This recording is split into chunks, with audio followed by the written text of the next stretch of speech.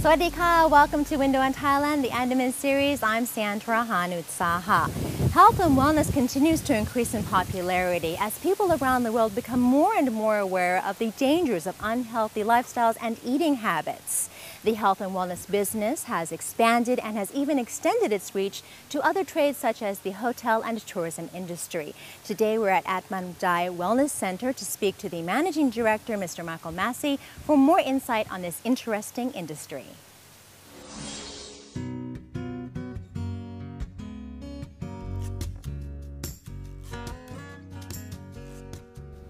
Health and wellness tourism is now an international trend set by health-conscious consumers seeking to enhance their well-being through their travel experiences. Traditionally, individuals from developing countries have traveled to developed countries for high-quality medical care.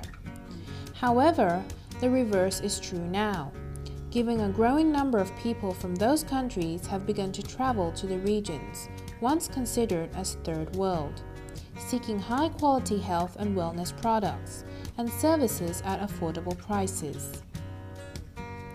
This type of consumer seeks to look and feel better, to lose weight, to slow the effects of aging, to relieve pain or discomfort, to manage stress, or to partake in the use of natural supplements like vitamins and minerals to improve their health. Well, certainly in Atmanjai's experience, we've been open 3.5 years and our business has grown significantly. What's interesting perhaps for some of the viewers is that even with the current economic turmoil around the world, our business continues to grow and our visitor arrivals are up 10% on last year's, and that's common throughout the industry.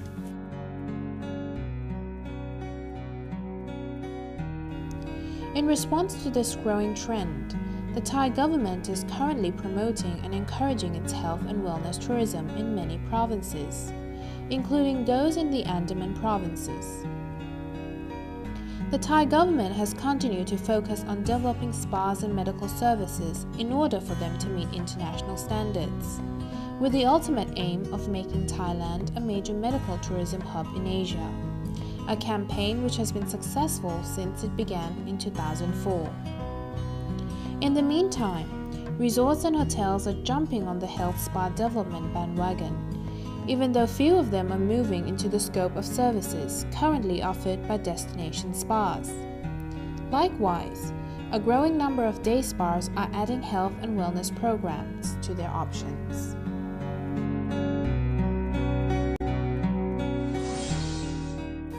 Sawadee-ka. Sawadee-ka. Thank you for joining us today. We're here to talk about health and wellness. Now, health and wellness tourism might be somewhat of a new word for lots of people. Could you describe it to us? Tell us what it is exactly. Yes, thank you. Health and wellness is not to be confused with medical tourism or spa tourism, both of which are very well established in Thailand and with great reputations.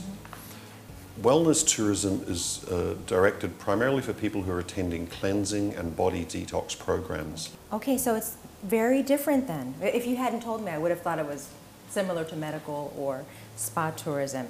Now, the trend is becoming very popular. Could you tell us how popular it is here? Well, certainly in Atmanjai's experience, we've been open 3.5 years and our business has grown significantly. Okay. I think what's interesting perhaps for some of the viewers is that even with the current economic turmoil around the world, our business continues to grow and our visitor arrivals are up 10% on last year's, and that's common throughout the industry. Despite all the problems throughout the world? I think actually that creates more business for us because a lot of people will think that a wellness centre is focused solely on the physical rejuvenation of the body, but it's very important to look at things in a holistic sense and consider also the mental and emotional well-being of people. And when they're stressed and under pressure, they often reach out for this type of treatment. Okay, so when did things start to take off for this business in Thailand? Well, I think if you go back, the history of it really should be attributed to Guy Tonkin from Spa Samui. He's really the grandfather of the profession here, and I couldn't tell you exactly when that opened, but certainly well over 10 years ago. Okay, and how fast is, well, you said the market is growing. You were up 10% as of last year, right? Yes, we are, and that's with the introduction of 2 new centres in Phuket. So more centres are opening, and business continues to grow for the established centres. So there's a lot of potential. You see more and more customers coming. Oh, definitely, there's massive potential. Where do the majority of your guests come from?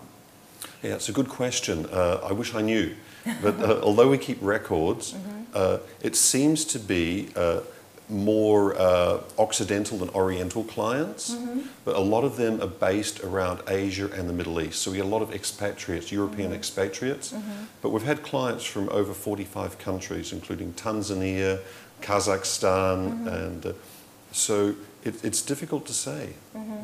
And how long do they normally stay with you? The average client stays approximately 10 days in Phuket attending one of our programs, but they stay for anywhere between 3 and 28 days. Okay, and besides Phuket, which is an ideal destination for this kind of tourism, would you suggest any other provinces that might have the potential for this kind of business? I think, well, the advantages of Thailand as a destination are 1, the climate, 2, that there is tourism infrastructure, and 3, Thai culture, and particularly the Thai people and how they care for clients. The challenge is having access, because for most of our clients, they're business people, business owners, executives. They have limited time available, so they don't want to be doing 2 or 3 flights to get somewhere, and that's where Phuket has a massive advantage. So you said they're business executives mostly, so they're suffering from stress. That's why they come to you? Well, I think stress is one of the drivers, but what happens when people get stressed is sometimes they will drink alcohol more as a way to calm down. Sometimes they will eat more if they're unhappy or under pressure, and because they're busy, they don't exercise as much. So what happens is there's a combination of factors that all accumulate, and basically people feel run down. And you said that this is completely different from medical tourism and spa tourism. So you don't have doctors on site? No, we don't. We have a close relationship with the 2 international hospitals in Phuket, and they're supportive of what we do.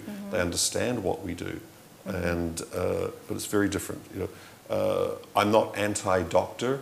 I think that there are certainly times where a doctor is very, very important, but in terms of a wellness and rejuvenation program, that's not necessary. Okay, and you mentioned that we have Occidental and Middle Eastern customers coming here.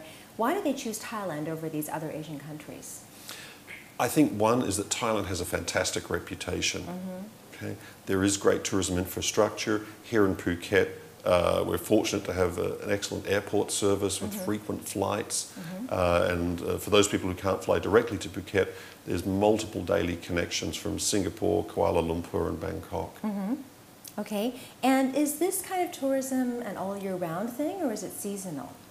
Yeah, good question, Sandy. Our average monthly number of visitors doesn't fluctuate very much.